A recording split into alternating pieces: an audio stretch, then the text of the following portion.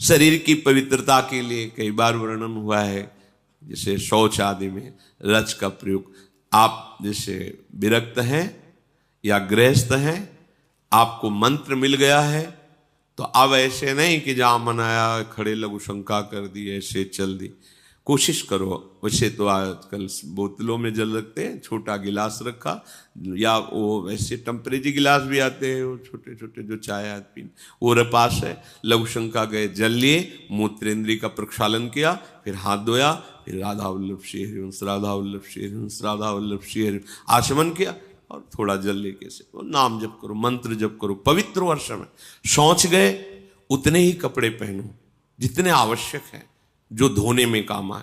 नहीं तो आजकल बाथरूम की व्यवस्था है, दरवाजा बंद, आप अगर बार बार कभी शौच लगे तो कमर से स्नान कर ले, यहां से हाथ धो लिए, और हर छिद्र में जल, आंख में कान में ऐसे जल ले करके, नाक में ऐसे, और कुल्ला करके पवित्र हुए, बाहर निकले, रज लगाया, तिलक लगाया, आप भगवत स्वरूप हैं, पवित्र हैं।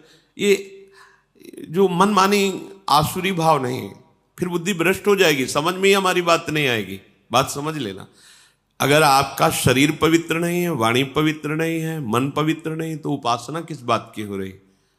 बोले दिखावे की क्या जरूरत है? ये सब बहिर्मुख लोगों के वचन। तस्मात् शास्त्रम प्रमाणम, शास्त्र आज्ञा कर रहा है।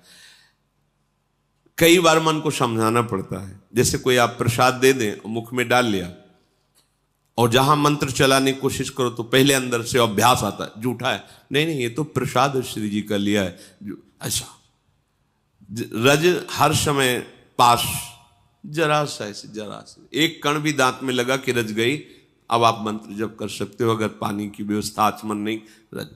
आपको ऐसा लगता है कि जल की व्यवस्था नहीं, तो आप कहा है, आप एक झोली रखिए जिसमें चरणामृत है, रज है, आप उपासक है, तो आप वो रज निकाले, जरा सा ऐसे कर लिया, और हाथ में हो गया, पवित्र हो गए आप। हर उपाय है, पर पवित्र जल से, रज से। वाक शौचम और कर्म शौचम, शरीर पवित्रता, अब कर्म पवित्रता, अब इसमें ज्यादा सावधानी की जरूरत है। हमारा कोई कर्म अपवित्र ना रहे। अपवित्र कर्म होता है धर्म विरुद्धाचरण, कोई ध्यान ही नहीं देता, चाहे जितना हल्ला मचाओ कोई ले, तभी तो संत जन हार करके फिर मौन हो जाते हैं कि चलो नहीं कोई संभलने वाला, लगो हार गए। बड़े बड़े महापुरुष वर्षों उपदेश देने के बाद जब देखा कोई परिवर्तन नहीं, तब का 1,00,000 नाम जप करके आओ हमारे सामने, तब हम तुम्हारे प्रश्न का उत्तर देंगे। नहीं तुम प्रश्न करते रहोगे, उत्तर मिलता रहेगा, समझ में कुछ आएगा ही नहीं। नाम जप नहीं है तो पवित्रता हृदय में नहीं, कैसे बात समझोगे संतों की? तुम्हारी मलिन बुद्धि संतों की बात तक पहुंच जाएगी क्या?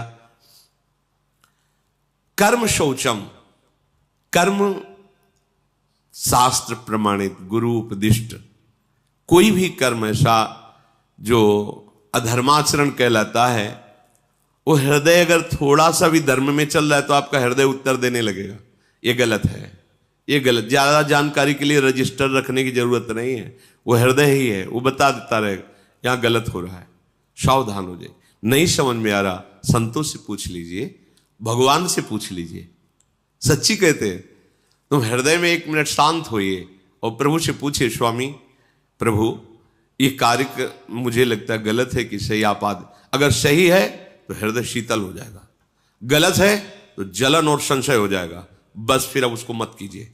सही कार्य के लिए पहली पहचान है हृदय। मन की बात नहीं हम कह रहे हैं, हृदय में एक शीतलता आ जाएगी। एक जैसे आपका सही प्रश्न का उत्तर आपको समझ में आ गया तो एकदम हाँ, ऐसे हृदय में आ जाएगा, हाँ ठीक है कीजिए, उत्साह आ जाएगा। अगर उसका जलन होने लगे, संशय खड़ा हो जाए, निषेधात्मक अंदर से संकेत हो, बिल्कुल मत कीजिए। वैसे शास्त्र स्वाध्याय नित्य इसीलिए करना चाहिए कि हमें क्या करना है क्या नहीं करना है, इसकी जानकारी हमें शास्त्रों से मिलती है, संतों के वचनों से मिलती है, सत्संग से मिलती है।